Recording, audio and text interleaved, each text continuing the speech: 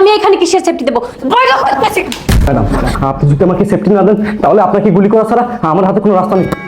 কিন্তু ওরা চলে আসছে। ম্যাডাম, আপনি আমাকে সেফটি দিন প্লিজ। যদি আমাকে সেফটি না দেন তাহলে আমি নিজের মাথায় নিজে গুলি করবো। হেই, তুই জানিস তুই কাকে ধাক্কা দিয়েছিস? ম্যাডাম, আপনি কে সেটা আমি খুব ভালো করে জানি। ম্যাডাম, আমি আপনার কাছে একটু সেফটি চাচ্ছি। সেফ টাইমে আমি এখান থেকে চলে যাবো। ম্যাডাম, এখন এত কিছু বলার সময় নেই। আপনি প্লিজ আমাকে একটু সেফটি দেন। ম্যাডাম, এই, তোরে আমি এখানে কিসের সেফটি দেবো? ম্যাডাম, আপনি যদি আমাকে সেফটি না দেন তাহলে আপনাকে গুলি করা ছাড়া আমার হাতে কোনো রাস্তা নেই।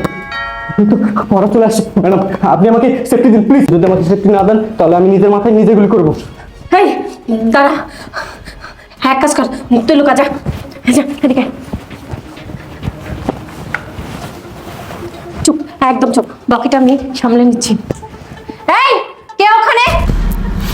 এই, তোদের এইখানে কি কাম? এই জায়গায় একটা লোক ঢুকছে তোর বাসায়, বল কোন জায়গা? ওরা বের করে দে। এই, চোখ নিচু কইরা কথা ক। আমার বাসায় লোক ঢুকছে মানে? তোর কি মনে হয় আমার বাসা কি গোডাউন খানা যে যার মন চাইবো হে আইবো? এই খারা খারা, তোরে দুইজন রে তো আমার চেনা চেনা লাগতেছে। মনে হইতাছে তুই আত্মাবের লোক, তাই না? হ, ঠিকই কইছি আমি, তোরা দুইজন আত্মাবের লোক। তোর নাম তো মন্টু আর তোর নাম তো জন্টু। হ্যাঁ বুঝছি, তোরে ওস্তাদ তোরে ঠিক মতো শিক্ষা দিবার পারে নাই যে কাল লগে দাঁড়াইয়া কেমনে কথা কইতে হয়। তোরা জানোস তোরা কাল লগে দাঁড়ায় কথা কইতেছস? বুঝছি, তোরে সামসা করে কিছু কইয়া হইব না। সরাসরি আমি আত্মাবরাই কল লাগাইতেছি। এই এটা মনে হয় বসের খাস লোক না, আমার কাছে মনে হয় বসের গার্লফ্রেন্ড। আমরা মনে হয় ভুল জায়গায় চলে এসেছি। শোন, যে কোনো কায়দা ওর মা পা ধরে মাপ চাইয়া এখান থেকে কাটতে পর। চল চল চল।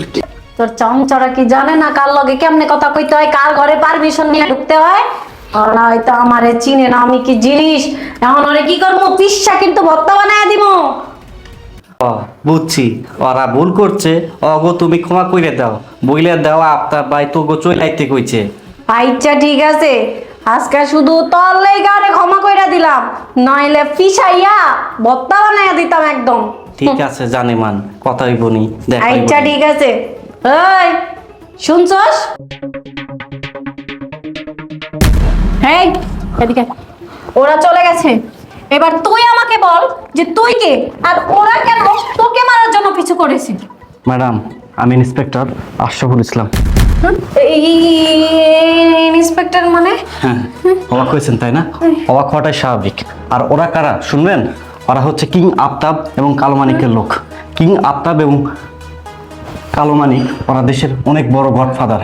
কিং আফতাব ও কালো মানিক সম্পর্কে দুই ভাই, তারা অনেক বড় গডফাদার।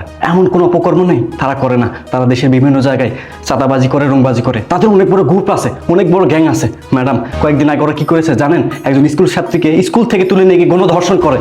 তারপর আগে খুবই অভিমানে মেয়েটি আত্মহত্যা করে। আত্মহত্যা করার সময় একটি চিঠি লিখে যায়, আর সেই চিঠিটা ওদের পরিবার আমাদের থানায় দেয়। তদন্ত করে আমরা জানতে পারি ধর্ষণের ঘটনাটি ঘটিয়েছে আফতাবের লোক এবং কালো মানিকের লোক। আর আমি এটাও জানি আপনি হচ্ছে আফতাবের প্রেমিকা।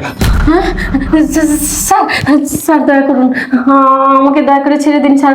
স্যার বিশ্বাস করুন, আমি এসবের কিছুর সাথে জড়িত না। আমি একটা অসহায় মেয়ে স্যার।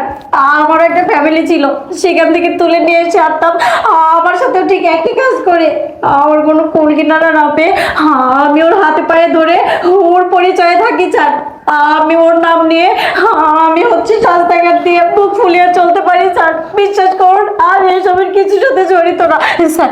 স্যার আপনার আল্লাহ দোহাই লাগে আমারে নিয়ে যাবেন না স্যার। স্যার আমি আপনার পায়ে পড়ি। আপনি পাস আউট। দেখুন, আপনি যা যা বলেন আমি সব কিছু জানি। আমি এগুলো আগে থেকেই জানতাম।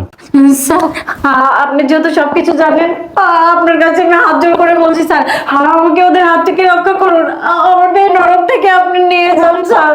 ঠিক আছে, আপনার বিষয়টি আমি অবশ্যই দেখব। আর একটা কথা মনে রাখবেন, আইনের হাত অনেক শক্তিশালী। আইনের কাছ থেকে কেউ কোনোদিন বাঁচেনি, তারাও বাঁচতে পারবে না। আমি আজকের মতো গেলাম, আপনি ভালো থাকবেন। আচ্ছা স্যার।